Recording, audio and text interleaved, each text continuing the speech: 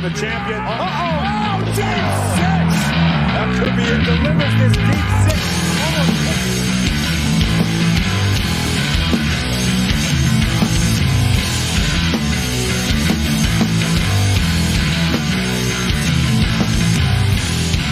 Good evening, Deep Six Pro Wrestling Podcast fans. I am joined by Tommy. How's it going, man? How you doing? Doing good, man. I did my first ever kind of live blog of Dynamite last night, and that was interesting. So it's been I'm excited to get to this. I've been looking forward to doing this for a while. We've kind of had this in the works, and we get to watch some pretty good matches here today. Live blog. What's a live blog? What does that include? It's basically everything that was happening on Dynamite. I was talking about it and giving my opinion, like up to the minute. So it was stressful trying to keep up with everything, and also trying to just kind of like pay attention and analyze, all the moves going on and making sure I don't miss a big spot or a big, storyline development. So yeah, it was fun though. It was my first experience into it, and I think I'm going to try to do it for Survivor Series on Sunday. But yeah, we'll see. Take it as slow as we can, right? That's awesome. That's awesome. So for those of you that are watching, you guys voted. We chose 6 matches between me and Tommy, and you guys voted out of those 6 matches. And thankfully for us, we both got some of our favorite matches voted for. Bret Hart versus Steve Austin, Survivor Series 96, and Aj Sytles versus Brock Lesnar, Survivor Series 2017. Both very good matches, which we will start in a moment. Bret Hart versus Stone Cold Steve Austin, 1996, Survivor Series, in my opinion, was the better match. It was Bret Hart's first match, and I believe his first time back on TV altogether since WrestleMania 12 when he lost against Shawn Michaels. Stone Cold Steve Austin had been calling him out for weeks. At this point, Stone Cold Steve Austin was the hottest heel in the business, and rising. His meteoric rise to the top was in the process. He had just come off of the King of the Ring win a couple months ago, before Survivor Series 96, that is. And with the Austin 316, that basically catapulted his career from there. And Stone Cold Steve Austin being the hottest superstar at the time, even as a heel, called out Bret Hart for many weeks. And again, I could be wrong, but I don't think so. Bret Hart accepted the challenge. Didn't show up on TV until Survivor Series 96, which happened to have been my first ever pay-per-view that my dad took me to. So, right in MSG, man. At MSG. This was a great match. Obviously, their match a couple months later at WrestleMania 13 really catapulted Stone Cold Steve Austin even further with the infamous double turn at WrestleMania 13. But this was a great match that not many people talk about when it comes to Bret Hart and Steve Austin. Survivor Series 96 had you walk into the arena. The undercard of Survivor Series wasn't that great at all.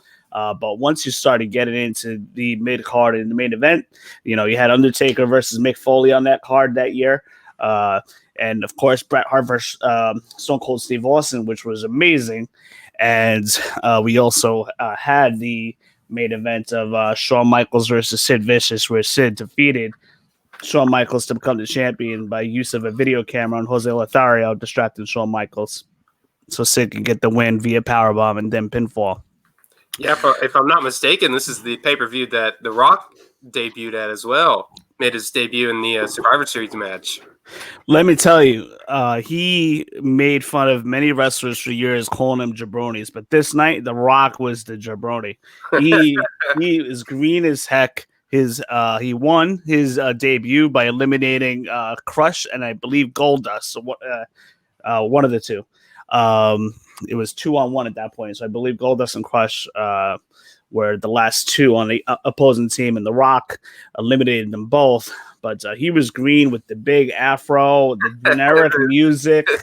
Little tassels and everything, And the fans for months didn't like him, and basically helped The Rock turn heel, which that basically him joining Nation of Domination catapulted his career from there. He started flourishing, but as a face the first time around, it was not working. Fans were chanting "Ride Docky Die" and "Rocky sucks." That it was Rocky sucks for many months. It was just crazy. So that's a little bit of the background of the Survivor Series '96 and the match we're about to watch. All right, so I'm queued up. Tommy, how are you? Yeah, I'm ready, man. You're sitting on, okay. Whenever you're doing the countdown, we'll just tell everybody. Countdown, yes. So everybody, listen to the instructions we're going to give you. We're going to count it down for you guys. So those that are watching, will be watching and listening. We're going to count down 3, 2, 1, go. Then just hit the button right away. We are on the Survivor Series 96, and then below that, it should give you the option to jump to whatever match you want to go to. So obviously, we have the Stone Cold Steve Austin versus Bret Hart highlighted. So that's 34 minutes, 29 seconds. That's the one you're going to want to click on once we say go. And then you'll be timed exactly with us. And you will hear us talk about the match as it goes along and just have a good time and watch with you guys. All righty. You ready? Yeah, I'm ready, man. Let's do it. All right. For the first time, 3, 2, 1, and go. Loading.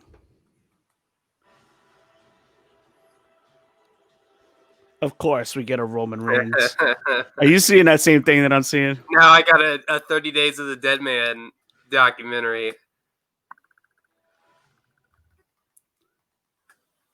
Big weekend this week with him coming out. Absolutely. So this video starts off with Stone Cold Steve Austin already in the ring.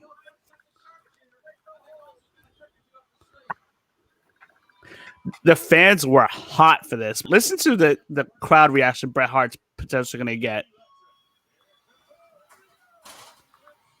First time back since WrestleMania 12. I was sitting in one of those corner sections, section 229, halfway up. Never forget that.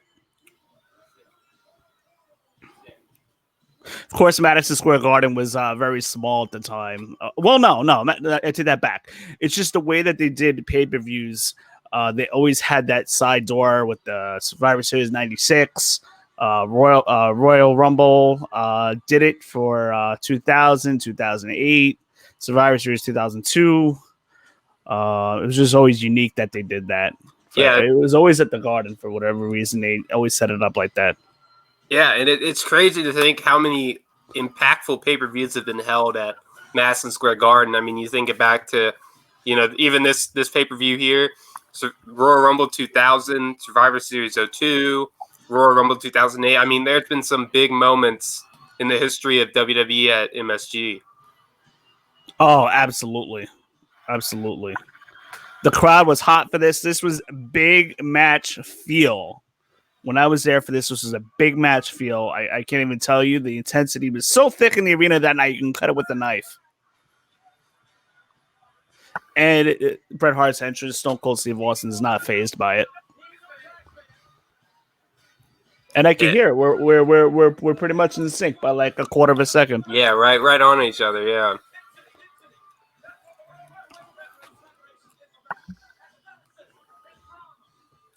Man, it's crazy to see, especially when I grew up into wrestling, not getting to see the kind of stars like we have here. It's so crazy to see how different the generations are from, here at the late 90s, they're getting more into this is kind of around the time where they're getting more into the Attitude Era, the beginning of the Attitude Era.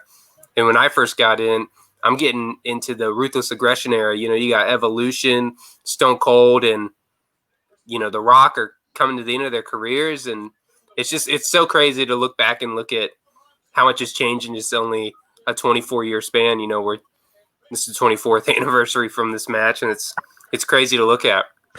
Oh my God, 24 years ago. Don't make me feel old. Holy cow. So a little bit of background, the week leading up to this, I for months I was keeping an eye on when tickets will go on sale for this, and my tickets for this pay-per-view was $33. Man. Just sit halfway up in Madison Square Garden. That same ticket would probably be closer to 150 to 200 now. Yeah, that's you definitely get a big fight feel here with you got them doing the face off there to start off. You got Tim White as the ref. I mean, this pay-per-view was major in a lot of ways, kind of starting that Attitude Era kickoff, and this is a really good match to start it with. Yeah, there was hints of the Attitude Era for a little while. I noticed the mood was changing around Survivor Series 95. But they really started going in mid 96 and into 97. It was really taking off, and then right into 98. I think that was the peak year for the Attitude Era. First time ever, Bret Hart versus Stone Cold Steve Austin in the ring. So this was a special for many ways, for many reasons, that is. And you can definitely tell that Austin's playing that ultimate heel here. He's getting in Hart's face. You know, he's jaw-jacking with him. He's giving him the middle fingers. It's great to see him play that heel that we didn't get to see. You know, he became that huge baby face against Mr. McMahon in, 97, 98, and up until probably 2001 or WrestleMania 17 when he turned heel. It's good to see him get these original roots that he had back when he was creating his Stone Cold character. You know what I read? I read that Stone Cold Steve Austin, that the Stone Cold name was given by his wife. Yeah. Because of like a cold tea or something like that. Yeah, they have. Have you seen his documentary? Yeah, what documentary was that from? I know I just came across it recently. It's the oh man, I have it back here. It's the bottom line on the most popular superstar of all time. He talks about how WWE gave him like names like Fang McFrost and Ice Dagger. Could you imagine Ice Dagger versus The Rock at WrestleMania 3 times? Oh God, the Ice Dagger. Man, that was a nice kick up by Bret Hart. He's so athletic in the ring. It's almost crazy to think of how good he still could have been had he not got hurt against Goldberg in that match in WCW. He should have stayed in WWE where he belonged. His career was never the same than when we left WWE. The way he was booked in WCW, it's almost as if his career and his track record had no weight because he was overshadowed by guys by Hogan, NWO, Macho Man. These guys just didn't want to get out of the way.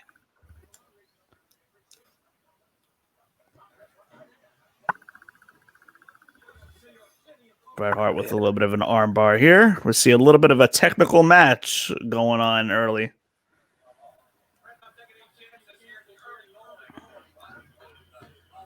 It's great to hear Vince McMahon on commentary. It's definitely a throwback.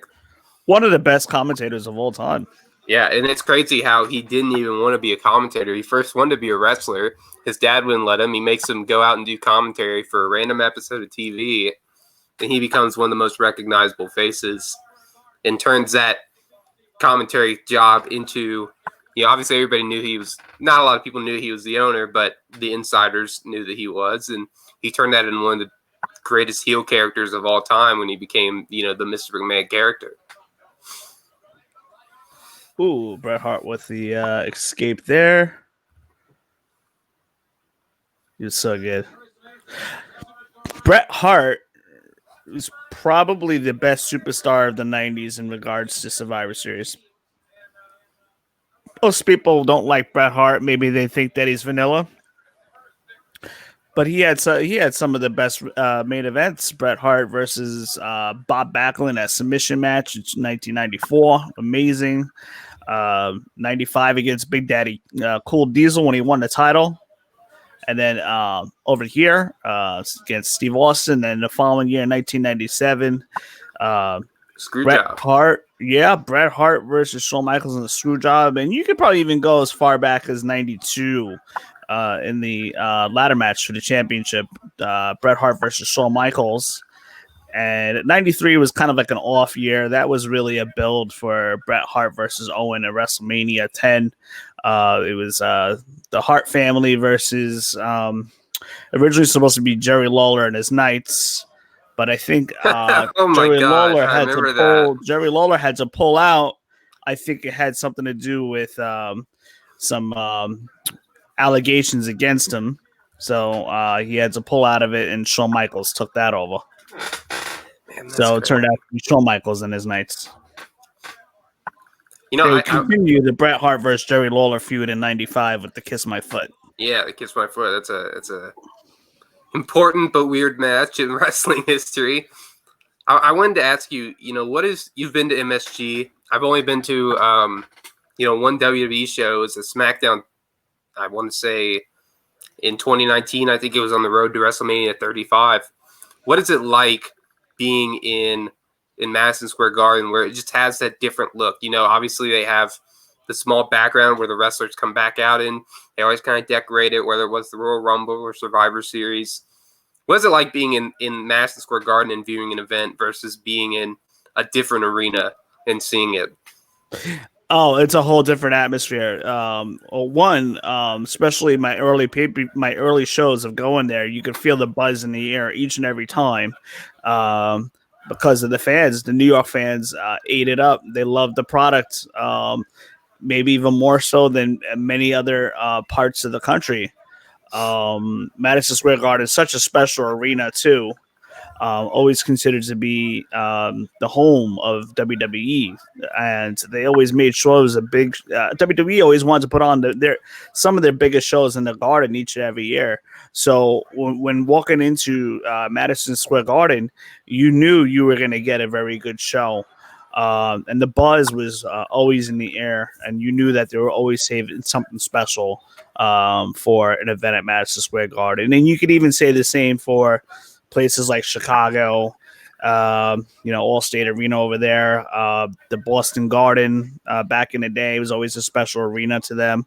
In Los Angeles, those places, they always wanted to do big shows. So you knew you're always getting a big show. And some of the biggest shows I've been to are the places that I just mentioned. Yeah, I wanted to comment on that stun gun. You don't see Austin use that a lot later in his career. It's one of my favorite moves that he had in the beginning part of his WWE career when he was going heel. The stun gun was just something that he seemed to just use, and it always looked clean. He always did it really well. He stopped using it a lot when he turned face and went against Mr. McMahon. But no, definitely, I think it's crazy to think. Again, I mentioned at the beginning of the show just how many important shows have taken place at Madison Square Garden. Do you think that we'll ever get another Madison Square Garden WrestleMania? We see a lot of WWE going to the stadium shows, Dallas, Tampa Bay. They're talking about Hollywood, Do you think they'll ever go back to that small venue, something like Madison Square Garden, where they've had so much history and host another WrestleMania there? I would say it's very probable. I'm not too sure. I can't say it would happen soon. There's so many places that they aspire to go to, and then as a new stadium pops up, Vince McMahon always wants to go to those stadiums first. I mean, you got LA coming up, you got Vegas coming up. They're going to do Miami again soon. They're trying to get the Tampa Bay one in. But I think that maybe they would hold it for like a special event. I would just hate to be the one trying to get tickets for that, because that demand is even greater than ever. It's not like you used to go wait online just and get tickets. Now everything's done online, and that would be a little bit of a problem for the New York fans if they bring a Mania back. Well, because the way you can get access to tickets nowadays so fast, that thing will be sold out in 30 seconds. But it's very possible that they could do a Mania there. It's really entirely up to them what they want. Yeah, I think it's I wouldn't mind it.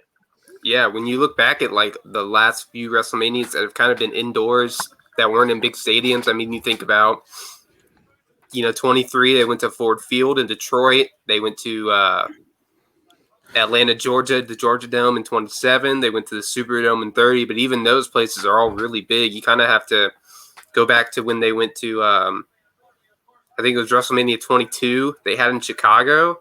Yeah, That's got to be at least the last decently small WrestleMania, 15, 20,000 people. that was a small one.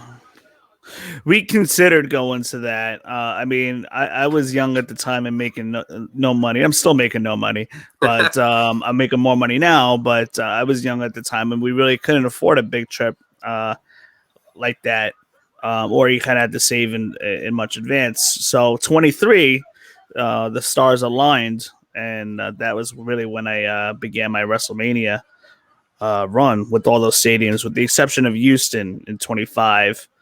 Other than that one match, it was not a good pay-per-view. Yeah. And then I skipped 31 because I decided to do a baseball trip that year in California a month later, and I missed a good WrestleMania. Yeah, that's one of my favorite WrestleManias. So this is where the match starts picking up over here. It's starting to they're picking up the pace here. It's going to escalate even further as this match progresses. Bret Hart is so good. I mean, again, his persona is not necessarily everyone's cup of tea, but as far as his in-ring work, his moveset, he really is the best there is, the best there was, and best there ever will be, probably. Yeah, it's crazy. He could literally put on a good match with just about anybody. And, you kind of hear that a lot with people now, but Hart really was, the AJ Styles of his time. He was the Shawn Michaels to where he could put on a match with anybody. I remember I got the Raw 20th anniversary collector's box, like the 12 disc set that has like the 20 best episodes of Raw. And as a match, and I'm a kid back when this released, and he's facing a guy named the Patriot. And I'm sitting there, I'm like, who is the Patriot? What am I watching here? And it was a fantastic match. It was just on some random episode of Raw. And, as a kid, I'm like, man, this is awesome. And then you start to watch more of Hart's career. I mean, just the matches that he had with Bulldog, with Owen, with Austin, with Taker. I mean, there's a list of people that he had matches with. And I don't think you can find a truly bad or below average match on there that he was involved in, because he was just so good in the ring and he could bring out the best in everybody. You mentioned Owen Hart. WrestleMania 10, Bret Hart versus Owen is considered to be one of the best opening matches of all time. Yeah. And that's saying something, because there's been, even in the last few years, there's been some really good opening matches. You think back to 35 with Rollins and Lesnar, and 30 with, Triple H and Daniel Bryan. There's been some good matches. Opener. That crowd was hot that night. Yeah. But the one match I didn't like with Bret and Owen was the Steel Cage 1994. I felt that was just too long and drawn out. Oh yeah, I do. Was that was it SummerSlam 94? If I remember, SummerSlam 94, the United Center in Chicago. Yeah, you're seeing Austin go there with the legal tactic, raking the eyes. Again, I love early Stone Cold heel. He just plays it so well. You can definitely tell that he is still forming that Stone Cold character, that kind of venomous, obviously he was the rattlesnake, just that venomous snake kind of character. Just do whatever you can to get to the top. And then he gets into that groove with McMahon. And I mean, he's one of the greatest wrestlers of all time, one of my favorites of all time. It's so good, cool to watch him be this dastardly heel, about, what is this, 5-6 months before his match at WrestleMania, where they do the infamous double turn. Steve Austin was very, very hot at this time. I would have to say this arena was almost split as far as those supporting Austin, those supporting Bret Hart. I can't even tell you. I can't even begin to tell you how over Stone Cold Steve Austin was getting at this point. Of course, started King of the Ring '96, but it was really picking up steam at this time, and then it just took off in their second match. I got to get your opinion because, again, you lived through this. You got to see this stuff. I haven't seen this match in years, and it's definitely been something that I've watched, from a different point of view. You grew up with this, and this was a different kind of wrestling to me. I was more used to the, John Cena's, Batista's, and Triple H's of the world instead of these kind of technical style matches and these hard-hitting matches from the Attitude Era.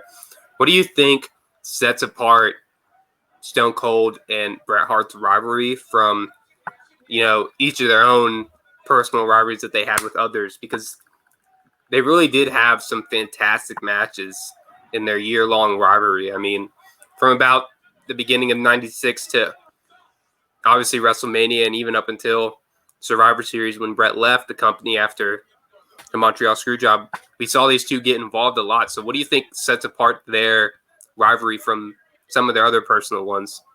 I feel like it was a slow build. It was a slow build. They wanted to get to this eventually. I think this is a match that the two of them always wanted to have with each other.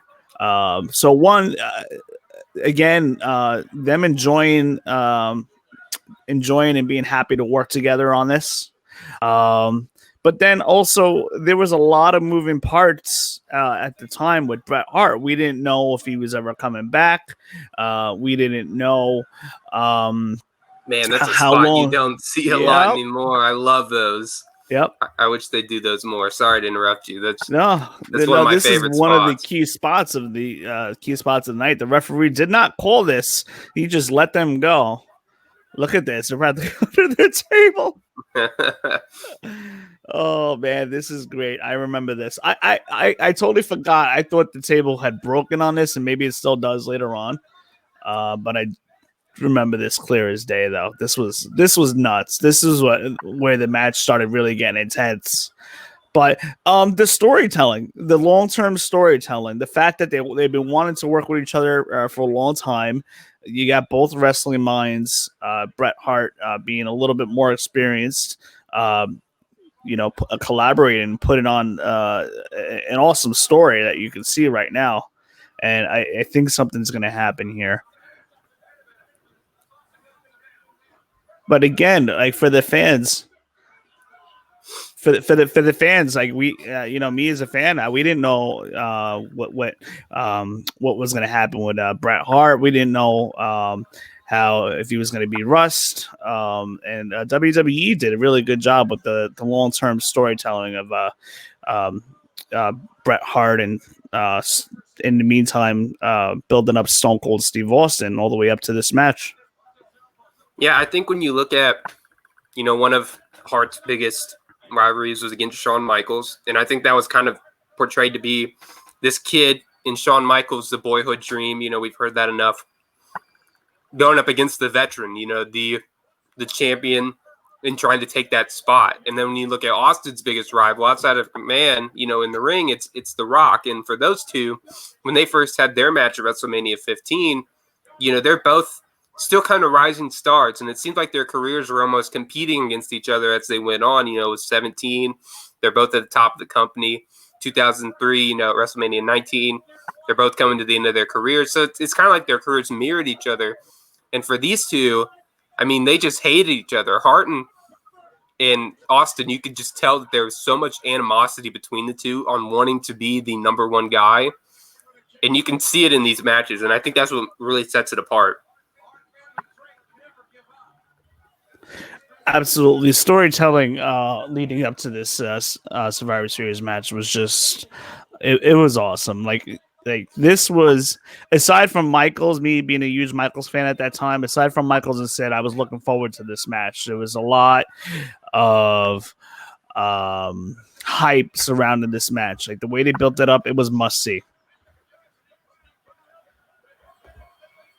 So Cold Steve Austin in control at the moment, giving everybody the finger. Probably they didn't show that.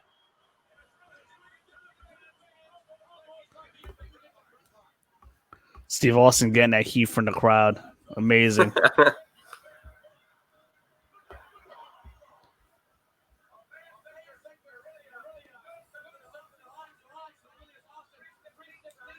Bret Hart is laid out.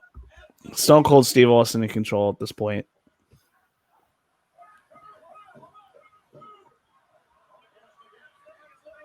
Yeah, Austin gets a lot of close near falls here, which is something you didn't see a lot, or at least you don't see a lot now. I think a lot of it is how quick can we get a different pinfall? How quick can we, actually move from move to move? I think that you see a lot of those high octane, high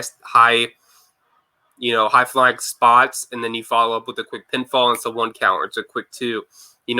Back in these days, at least from what I've seen in my time watching wrestling, the pinfalls mattered. They really did try to work over a specific body part and try and, attack something on their opponent to get that small advantage just so they can get that pinfall victory, instead of just hitting, a high spot after a high spot and following up with just, random pinfalls to keep the, as they say, the excitement growing. I think the storytelling inside of a match versus, just high spots, big spots, all that stuff is what sets a good match from a great match. I think when you can hit those high spots and hit spots like even with the table, he dropped the elbow on the table on the outside about 5 minutes ago. That's a big moment in this match. It's a cool moment that you didn't see a lot at this time. And they also have the storytelling inside the ring that makes it that much better of a match. This is the Bret Hart comeback, the classic comeback that Bret Hart always had. He always had like a 2 or 3 moveset that he did all the time, but it was such a good moveset that we get into that point now.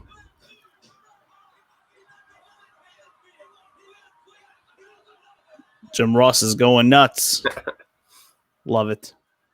Those are the best Jim Ross years of the late 90s. Hits him with his own stun gun. I love it. See, it's not a move that's used a lot anymore, but man, it always looks so smooth when Stone Cold hit it, and we see Hart hit him with his own medicine right there with his own.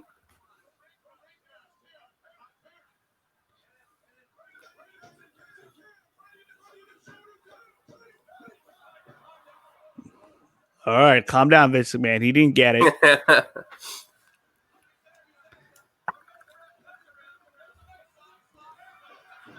We're a little bit more, I would say we're approaching 3/4 of the match through. Oh!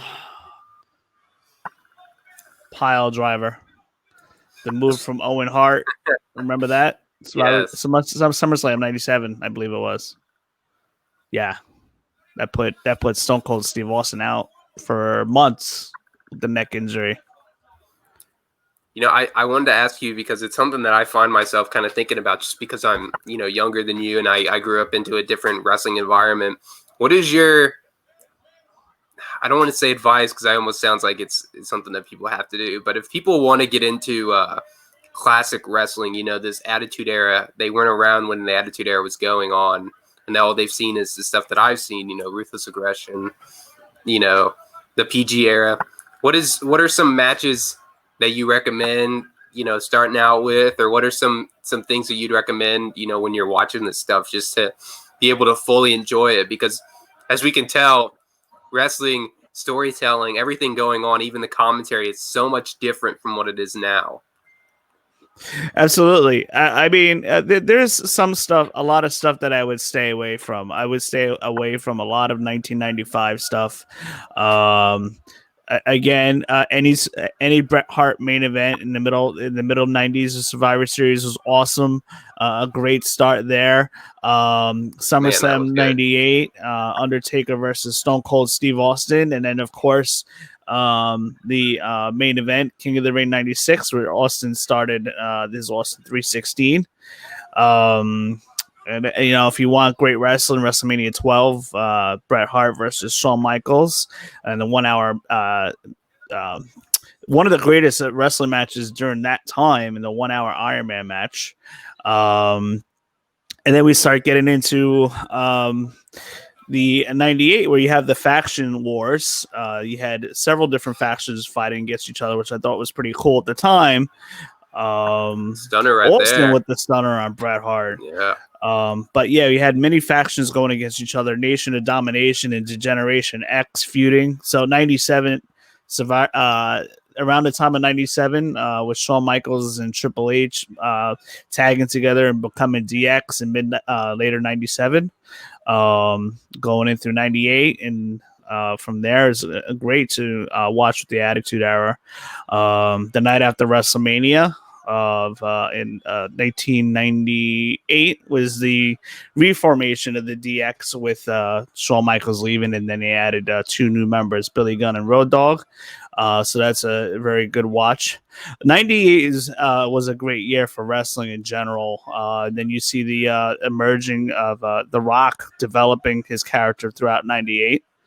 With Nation Domination, then him becoming a champion. It's Survivor Series 98 in the main event.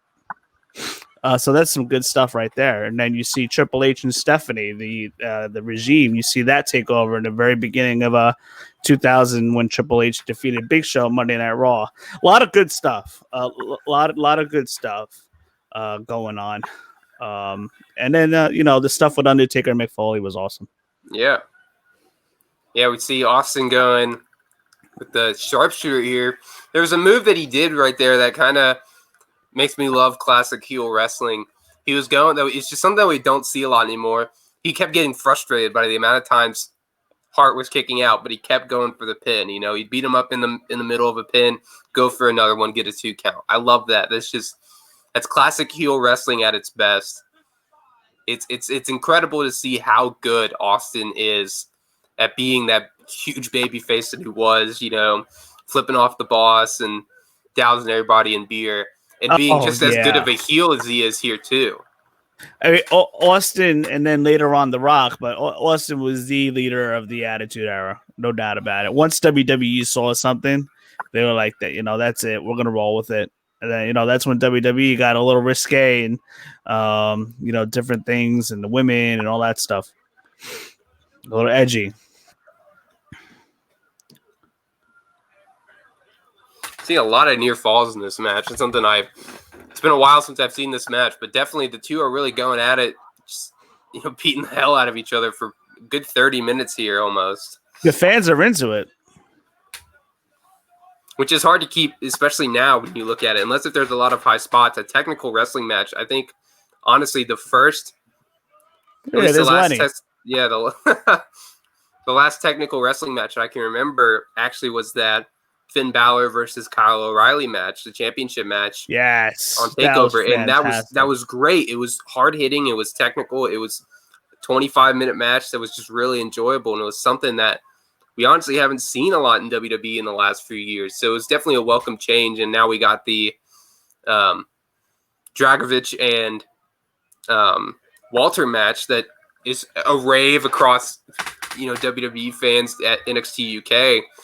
So it's good to see that we're finally getting back to more of a technical style of wrestling, at least. Notice the big difference between NXT and then Raw and SmackDown. Yeah. Well, I guess you're right. I mean, we some of the best matches were at least on the WWE main roster. I mean, you could even state a case for John Cena versus AJ Styles. Yeah. I think that may have been 2 years in a row. They Two wrestled SummerSlams in a row. I know they wrestled at Money in the Bank, SummerSlam, and Royal Rumble, if I remember correctly. But it might have been 2 SummerSlams in a row. Royal Rumble, dude. That match was great. I feel like I saw it twice in person. I'm not. I saw the SummerSlam one at Barclays Center, which was amazing. Oh, here we go. That's great, man! What a finish right there! Wow. I mean, as a fan, did you expect that coming in? Again, it's different when you're there, so you obviously have a better experience of it. But Austin was kind of dominating that match for the last 10, 15 minutes. What was the reaction like when Hitman got that nice little sneaky roll up there for the win? Oh, I popped. But I popped mostly because of the surprise pinfall that just took place. Yeah. For sure, because every Bret Hart match, you kind of expect the sharpshooter. So I wasn't expecting this ending with the Bret Hart win. And it also gives Stone Cold, good storyline progression here. Stone Cold kind of got beat by a fluky win in a almost 30-minute match. He has a reason for a rematch, which we see them, continue this feud up until WrestleMania, where again they do that infamous double turn with Austin winning the title. Stone Cold frustrated here, but the fans knew we saw a great match here that night. There was definitely magic in this feud, and you kind of had an idea that this was probably going to happen again down the line, especially the way that it's ending now. There was nothing rusty about Bret Hart in this match. Yeah, for sure. Do you think this match would have been better served in the main event spot? Obviously, you know, the WWE Championship, especially at this time, was known to be always the main event with Psycho Sid and Shawn Michaels.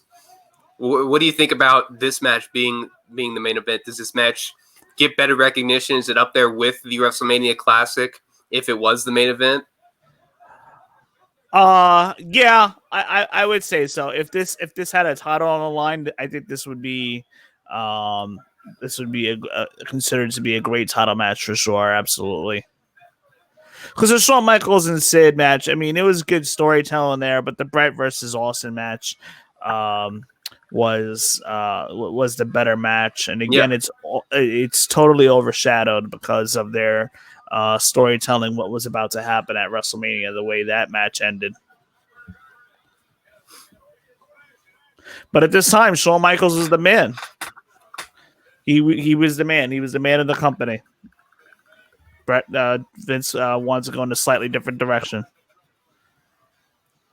And again, it's weird seeing a little interaction there with McMahon and Hart, knowing, that, McMahon is the owner of the company. A lot of people didn't know that back at this time. And it definitely, when you look back at it from a 24-year difference, it makes it seem weirder knowing all the events that took place, at the next year's Survivor Series and how they've rebuilt their relationship.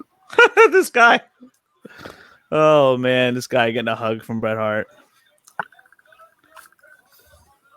Man, that was a good first match to start off. That was a great first match. We are going to bounce out of this match at the moment, and we are going to look for, Survivor Series 2017. Survivor Series 2017. Let's go. In-ring. Oh, hold on. I'm already kind of there. Just got to scroll to the right year here. Yeah, and while you're setting that up, I'll kind of give some background on this match that we have coming up. Aj Sytles and Brock Lesnar, Survivor Series 2017. This is one of my favorite pay-per-views of the last probably 5 years. If you haven't seen this pay-per-view, I highly recommend it. There is action.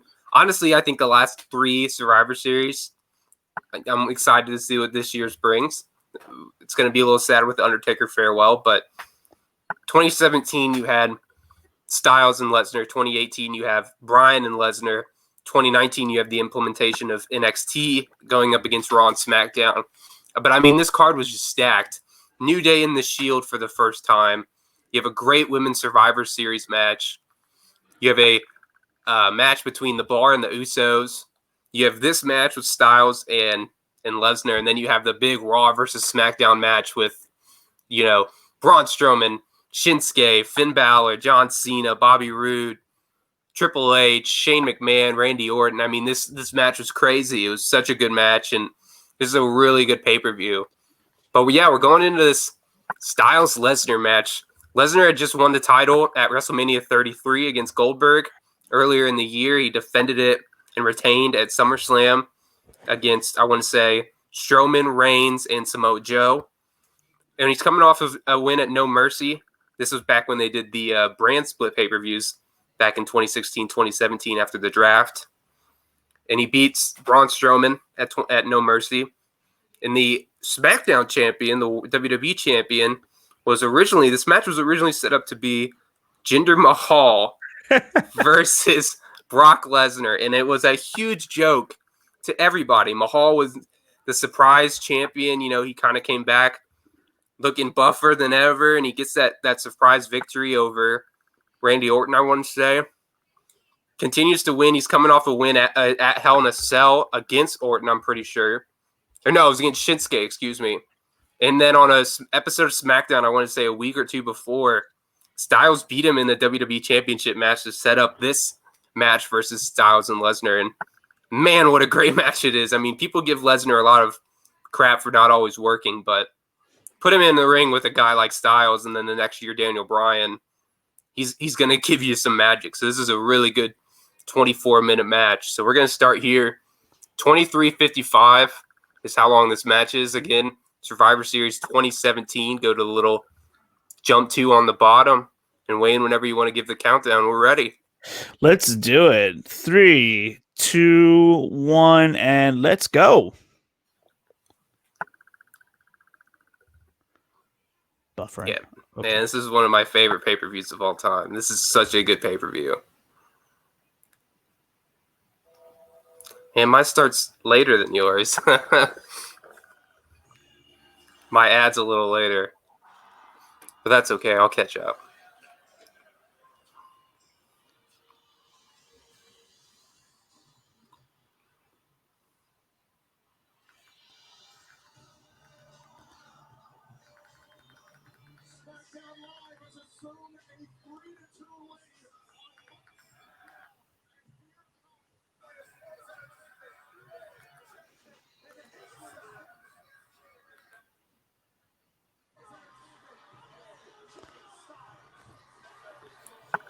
You got AJ Styles halfway down the ramp here.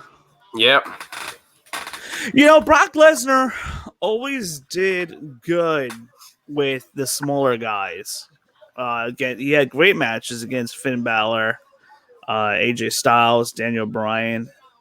It's a shame that Brock Lesnar and Kofi Kingston couldn't have that good match. I mean, he even had a good match against. He had a great match against Rey Mysterio last year, or should we say, Doink Mysterio?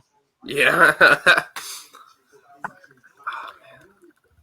Man, we see Jinder Mahal here. It's interesting to think that he was the champion at some point.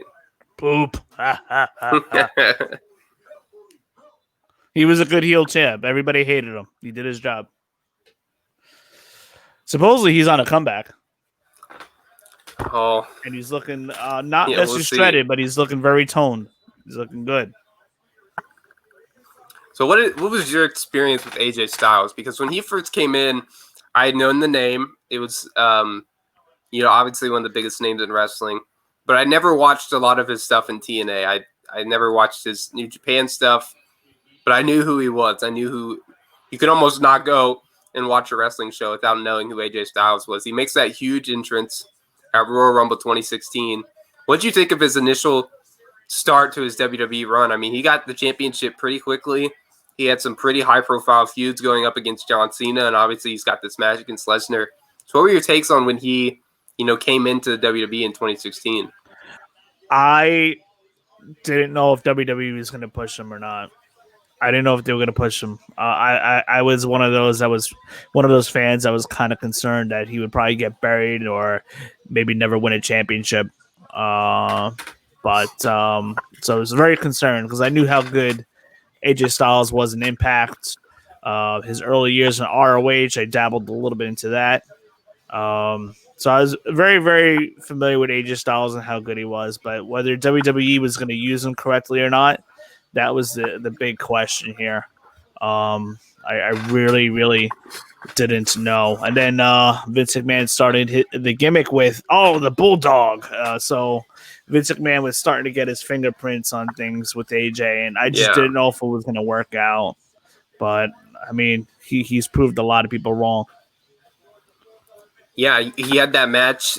I don't know if you've caught it. I think it was beginning around the time when the pandemic all started. It was him and Daniel Bryan on an episode of SmackDown. And, man, it was taped, but it was one of the best matches I've seen this year. And I don't hear a lot of people talking about it. I highly recommend it if you haven't seen it. But, man, I'm excited to rewatch this one. I love AJ Styles. I think he did a great job leading up to this match and after.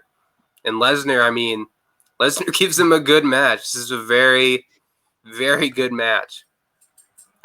WWE and like this year, WWE put themselves into a corner where they couldn't have Lesnar versus Jinder Mahal. Yeah, like we were all like, what the heck? This is a weird pairing.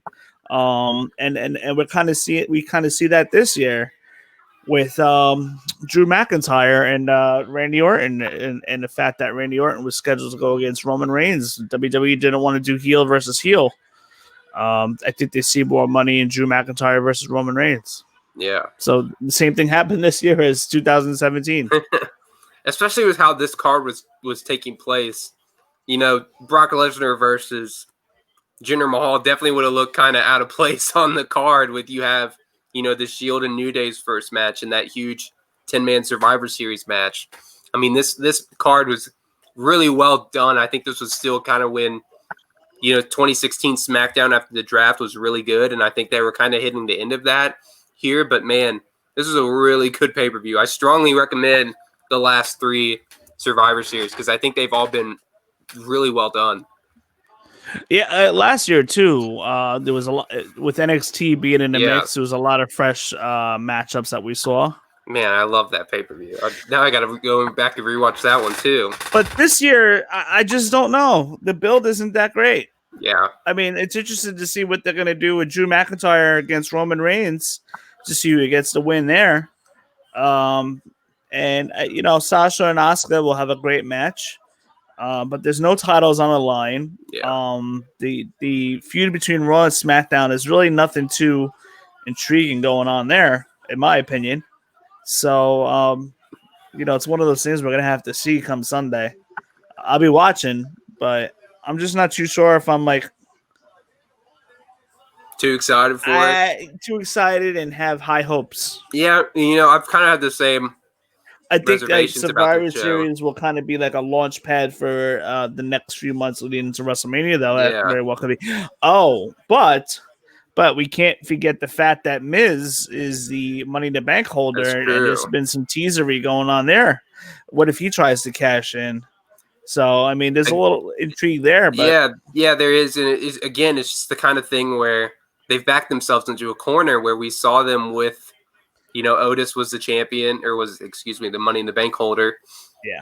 And then they ended up giving it to Miz. And again, it just seems like the Miz beating Randy Orton, I would have understood more because they've had a history, and he did that back in 2010. The Miz just doesn't look like a viable competitor to Drew McIntyre to be somebody I can believe could actually take it off of him, unless if Roman Reigns beats the hell out of him on Sunday.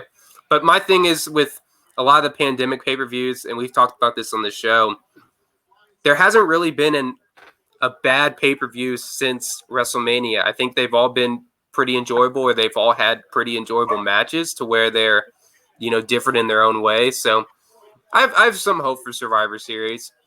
But, man, you know, the thing about this match, I really was worried when it first started out. I mean, you're seeing Lesnar just kind of toy with his prey here in AJ Styles. It reminded me of the 2014 SummerSlam match against John Cena. I thought this was going to be a, you know, 10-minute just absolute destruction. Styles is going to get a little bit of offense in, and that's it. You know, Lesnar's going to continue his hot streak. But Lesnar really sells well for Styles throughout this match. Oh, look at that back body drop. Hey, we got the Huckster, Hulk Hogan, and Macho Man in the front row. VIP. Nacho Man. You know it is. Nacho Man. Oh, man. How about their match from WrestleMania 12? Yeah. What do you think of, you know, Lesnar? He's definitely still kind of looming in the background. We know well, I guess he could still be going to UFC. I've kind of heard some rumors on that. But whenever he does return, if he does return, who do you think he goes up against? I mean, does he go right back into a feud with McIntyre to continue the WrestleMania feud after McIntyre beat him? Or does he go into this match, you know, maybe they do a heel versus heel match against Reigns? Or somebody else. Maybe it's Keith Lee. Ooh. We saw that hinted at the Royal Rumble. It could be. I mean, I think maybe it would probably be best for Lesnar to go against a fresh face. I mean,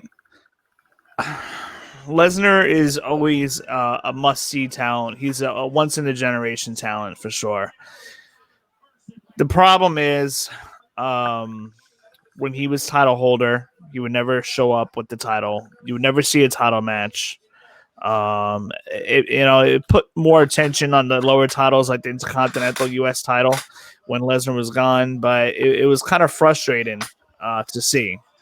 Not seeing your champion on Raw or SmackDown all the time. But whenever you do get a match, it's always a special match with Lesnar. It's always a good match. You certainly don't have to worry about overexposure with Lesnar. That's for sure. Do you think we ever get the Fiend Lesnar match? And if so, who do you think wins that one? Knowing WWE, they'll probably give it to Lesnar. Yeah, even though they shouldn't. Man, I mean, he's just taken in the suplex AJ city here. Selling those suplex. AJ is selling that city.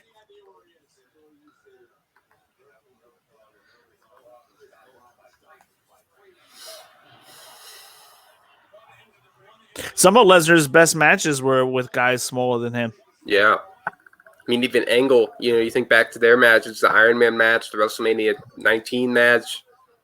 I mean, they have some fantastic matches against each other. Lesnar almost killed himself that WrestleMania. And I know. Kurt Angle was risking his life going into that match.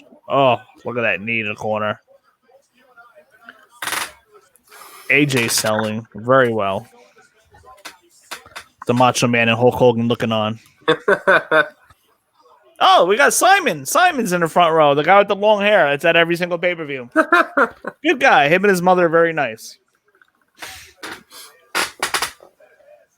Couple of Backlash 2016 and I want to say Backlash 2018. Both times I was sitting dead center, third row on the camera side and right behind Simon and all those collar and elbow guy. You name it, green shirt guy. They're all there. All the guys are there. That's awesome. And I mean, this is we're 10 minutes into this match, and I honestly don't think that Styles has gotten one move of offense in. No. Now, as I say that, he's fighting out of the corner here.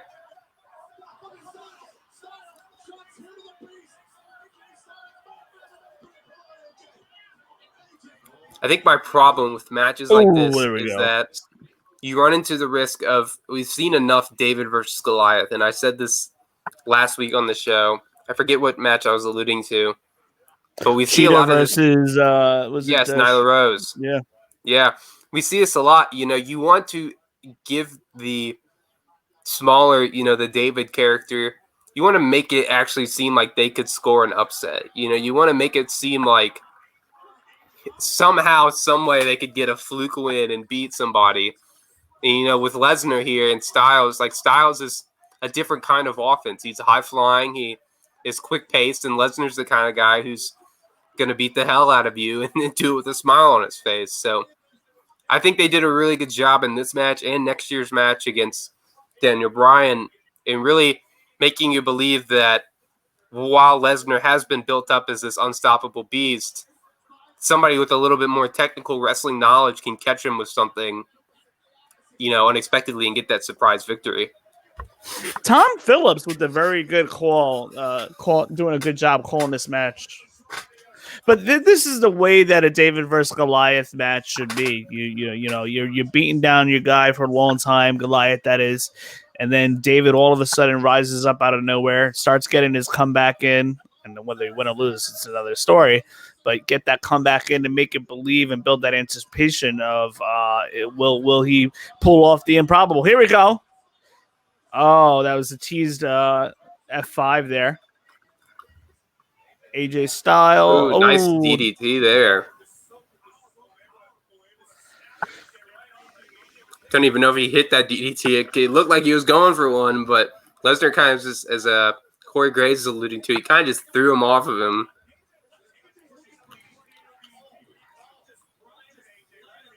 It looked a little weird, not gonna lie.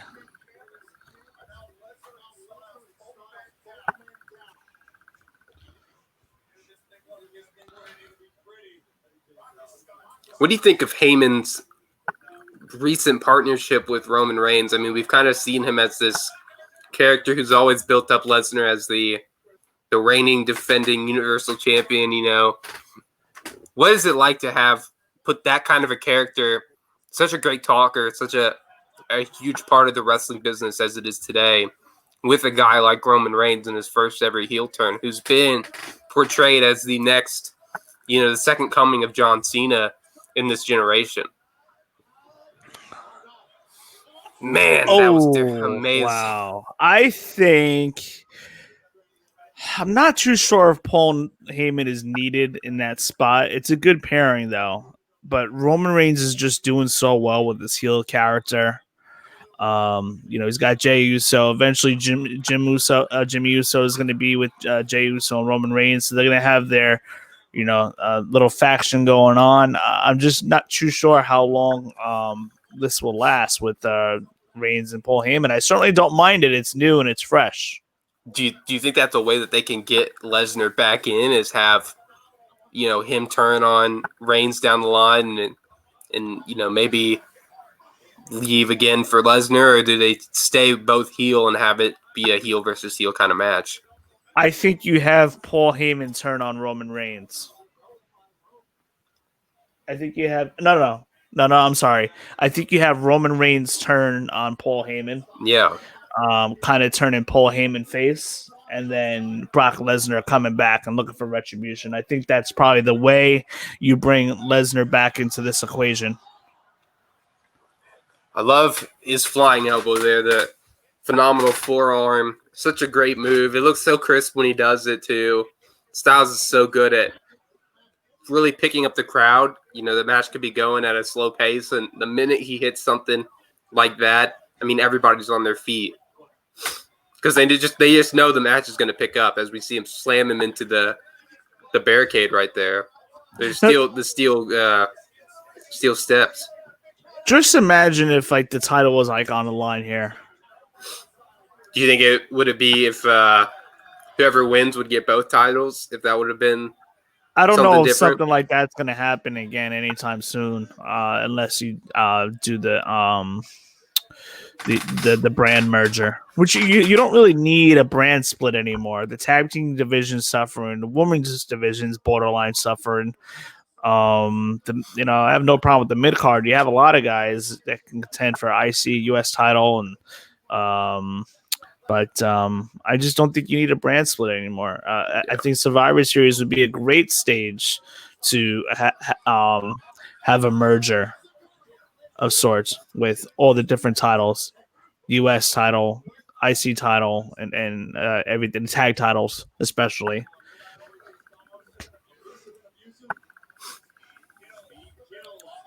Man.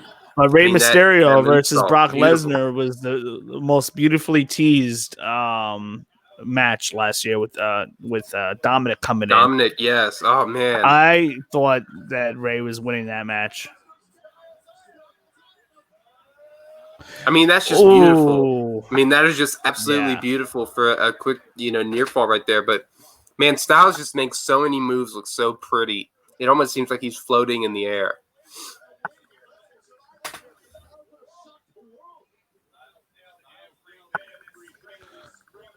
Look at this replay. Ugh.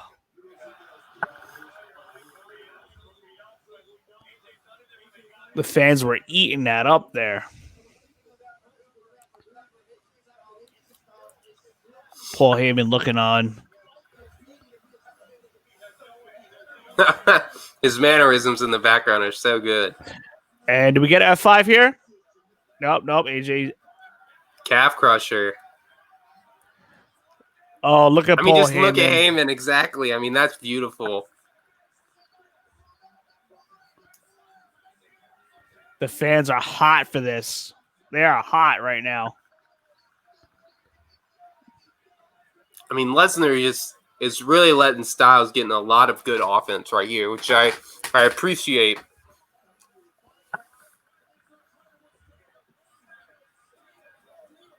Gosh, that is vicious. Oh. That is vicious. Ow. That was a real creative spot in the match. The fans are all up in their feet.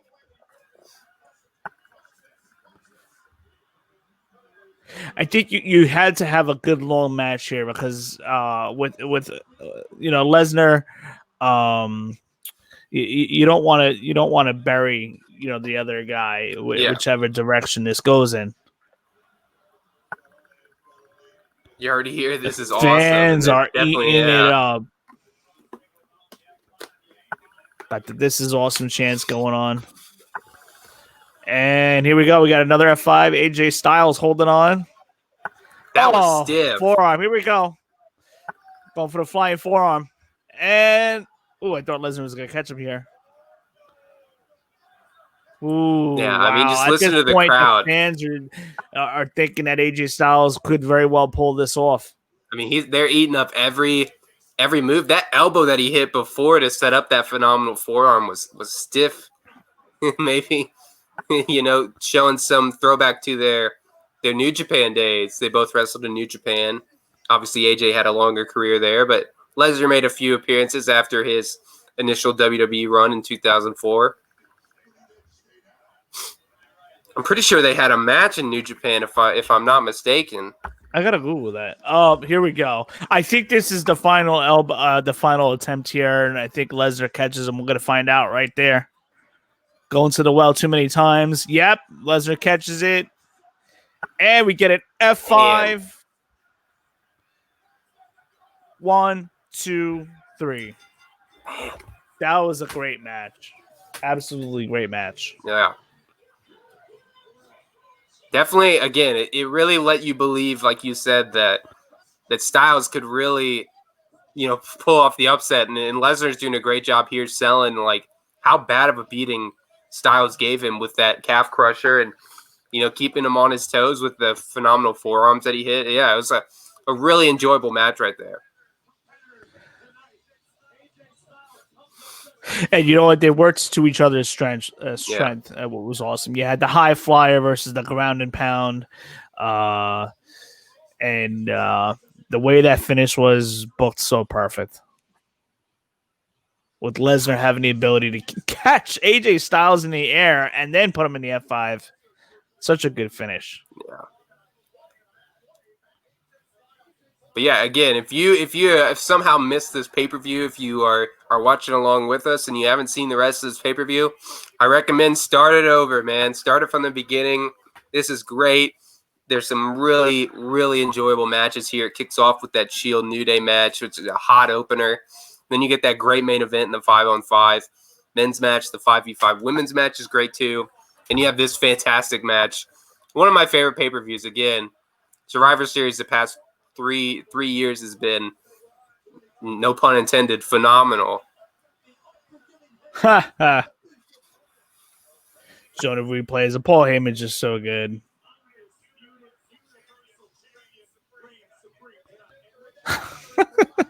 Man, what a match. What a match. This is Lesnar kind of reminding you of Ludwig Borga. Yeah, that's a throwback right there. I always thought Lesnar was Ludwig Borga on steroids. I love it. He's dead. I think he died a couple of years ago. Yeah.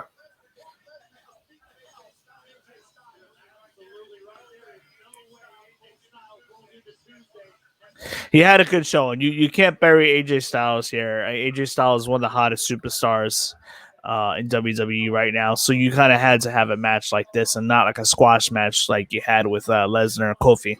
Yeah. Man, what a disappointing match that was. You basically buried the champion in that match. Yeah. I remember when that match started, they were still announcing the main event. Here it is, 9:55. The match didn't even start yet with Lesnar and Kofi. I remember that. What's going on? Yeah.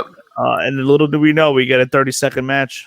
For how built up it was, because that was their first episode on Fox, and the whole payoff was the fact that they had Cain Velasquez, who did nothing in WWE. Yeah, it was not the best outlook when you look back on it.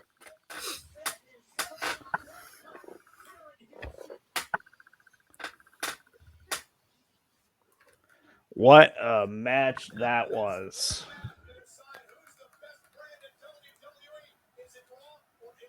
TV doesn't want to turn off. What a match that was. Yeah. But everybody, those of you guys that are watching and listening, thank you so much for voting. For those that voted and watched along, and God knows how many people are going to listen to this. So we're going to get a lot of listens for sure. So I hope you guys enjoyed. Encourage you to watch along as well. Yeah. And absolutely our first ever watch along for the Deep Six Pro Wrestling Podcast. Great match. Great votes, great match choices. Two very, very good matches for sure. Yeah, for sure. Definitely some I haven't seen that 96 one in a while, so it was good to rewatch that. And again, can't go wrong with a Styles and Lesnar pairing in a Survivor Series match right there. So yeah, it was a great two choices by the fans here. Absolutely. So, with Survivor Series looming this Sunday, who do you got between Drew McIntyre and Roman Reigns? See, it's tough. I honestly don't think anybody wins. I really do think that there will be a DQ. I think we see the Fiend get involved. I really don't understand, what's the point in now giving Roman, and giving Randy the title win at Hell in a Cell just to have him drop it right before the next pay-per-view. I don't understand it. So I think this match is, kind of going to lead to one of them having a different feud with the Fiend, and I'm cool with that. I'd love to see McIntyre and the Fiend, and I'd also love to see Orton and the Fiend, kind of continue their story from when Orton was with the Wyatt family back in 2017. So I don't think anybody wins. I think it's going to be a DQ finish, but I still think it'll be a really good match. Yeah, it's hard to pick a winner here. I mean, you can't have Roman Reigns lose this soon. You have to keep building that heel character up. You really can't have Drew. You really can't have Drew lose either. I said Orton. I forgot that. I think, like you said, we're going to have some shenanigans go on, and we may even get an attempted cash in too as well. The only way Miz gets that title off of somebody is if somebody's knocked out. Yeah, and I meant Reigns and McIntyre. I knew that it was Reigns and McIntyre, not Reigns and Orton, but yeah, I think it'll be great. I made that mistake in that 11-minute video the other day. I'm like, yeah, we're gonna get Randy Orton versus Drew McIntyre as the result. Like, we got a decent match, I think. Survivor Series. For those of you guys that are watching or listening, we'll be back with an episode, a Thanksgiving edition episode of our Deep Six Pro Wrestling Podcast. If something big happens this Sunday, we'll maybe try to hop on as an emergency to talk about it, like a cash in or something like that. But otherwise, we'll be back on with a recorded episode next week. And man, thank you, Tommy. Thank you so much for hopping on. And yeah, man, thanks for doing it. Glad we got to get this one done. I know we've been talking about it for a while. Yes, absolutely. So, fans, thank you so much. Be sure to give us a follow on. Make sure you subscribe. Let's get those YouTube subscriptions up. Make sure you share with your friends. And if you can't watch a video on a certain week, sometimes it's hard to watch an hour or two of people talking when maybe you don't have the time. So that's why we are also available on iTunes, Google Play, and Spotify. So you can catch us there as well. Follow us on Twitter. We are available there at Deep Six PW.